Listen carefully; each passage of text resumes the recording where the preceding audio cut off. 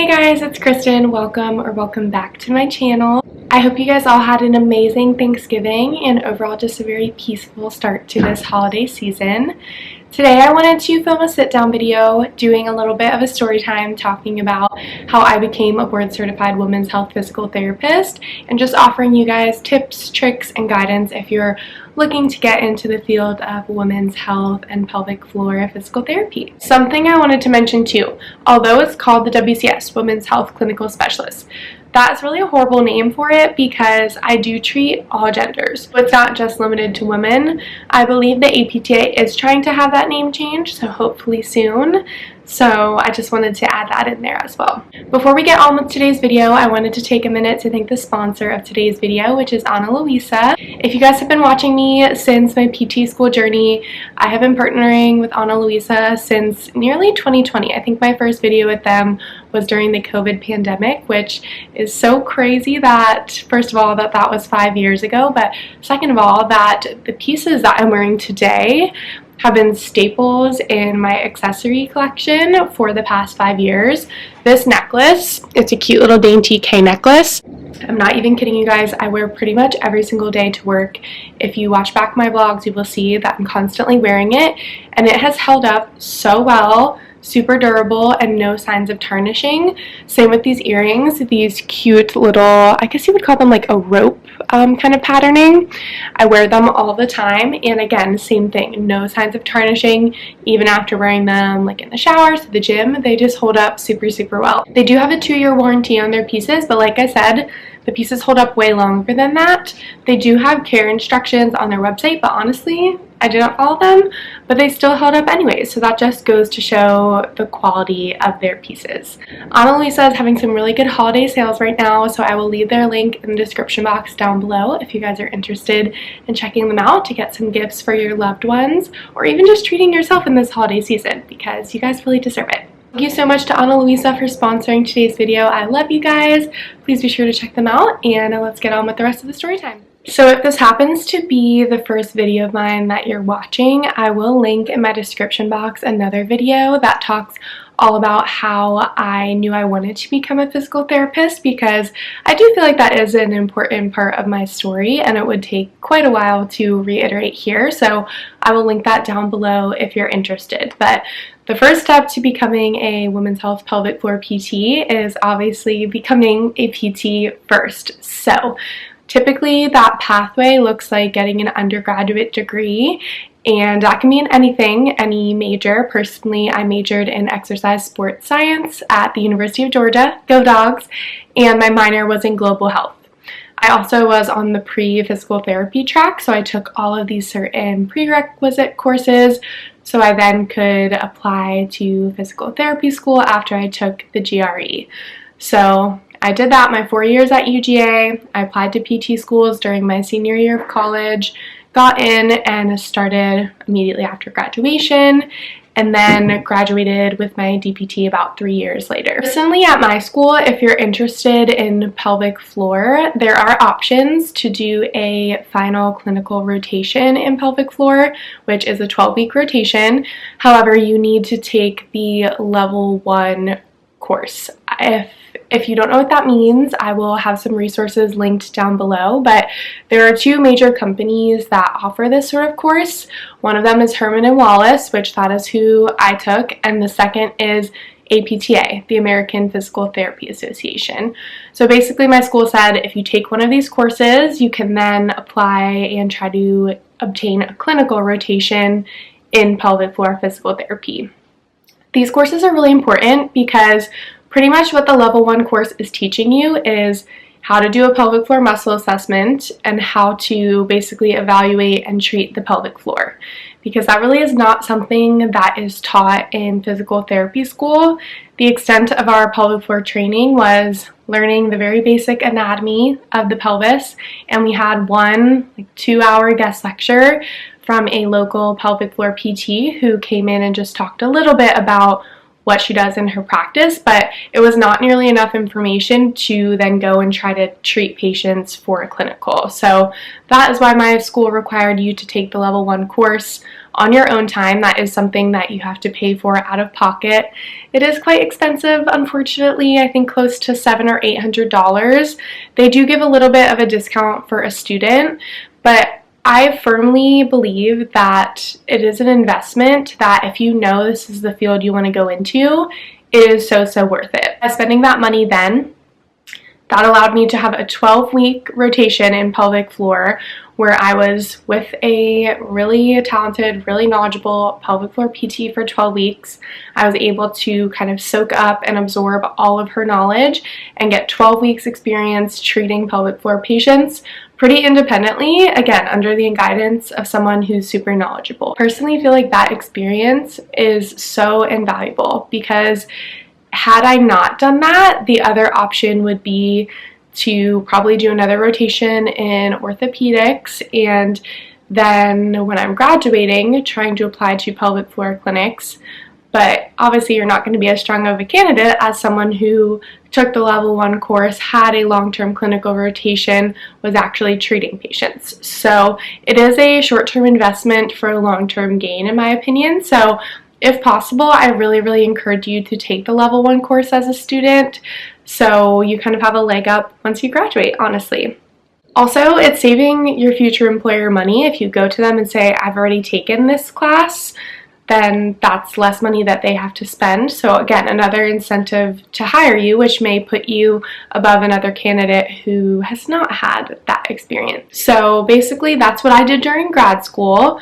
Through that clinical rotation, that really confirmed to me, like, okay, this is 100% the field of physical therapy I want to do.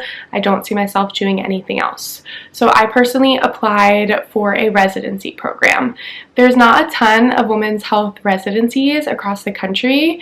I will leave a link down below. I feel like I keep saying that, but there's so many resources that I want to share with you guys because this video is just going to be scratching the surface of everything. So I will leave a link down below talking a little bit more about women's health residencies and the different programs across the country. I personally only applied to one.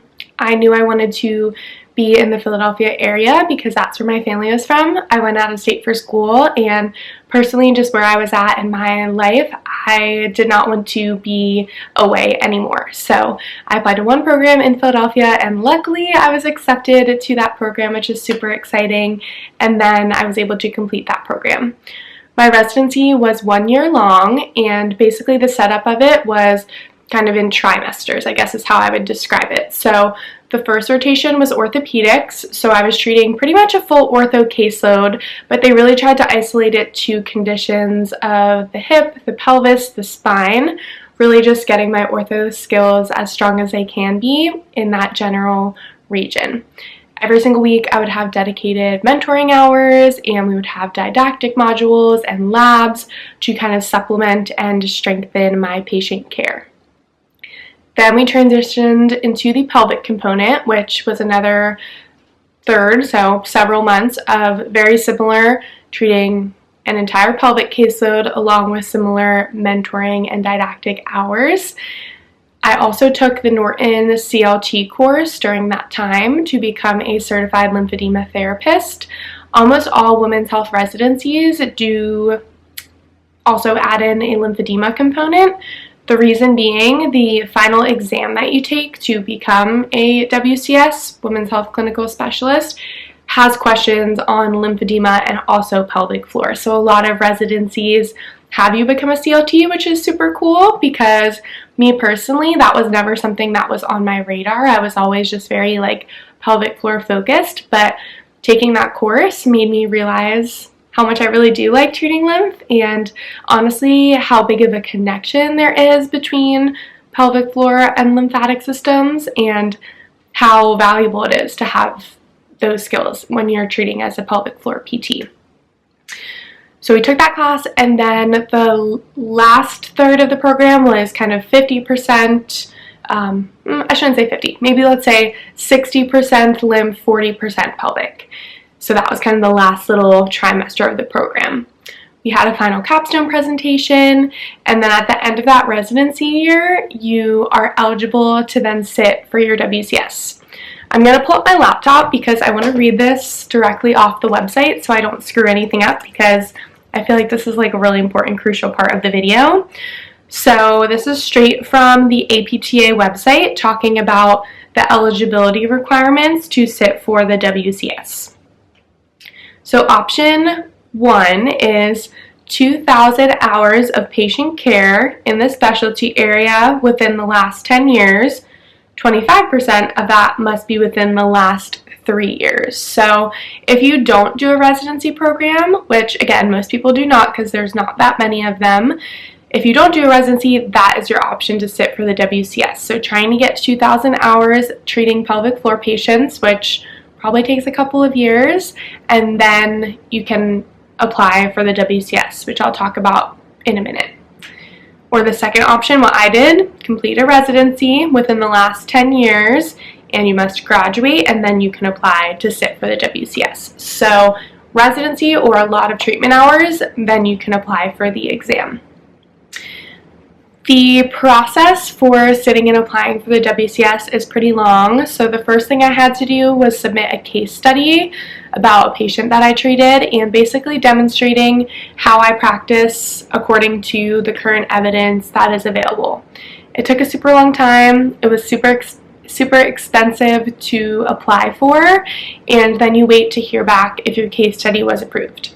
I have heard of people who have been denied, which then you have to kind of resubmit or maybe wait to reapply for the next year, but I thankfully was approved. So after that, I was then kind of checkmarked to go ahead and register for the exam. So I signed up for the exam, which was in March. I want to say I submitted my case study in July, heard back several months later if I was accepted, and then I registered for the exam that following spring in March. The exam is super long. I believe it's like 4 or 5 hours, and it covers everything: women's health, pelvic floor, lymphedema. It was honestly super hard to prepare for because there's not a ton of resources online. Mainly how I prepared is, 1, there is a study guide through the APTA, which has recommended readings. I did read every single reading on that study guide, which again took forever.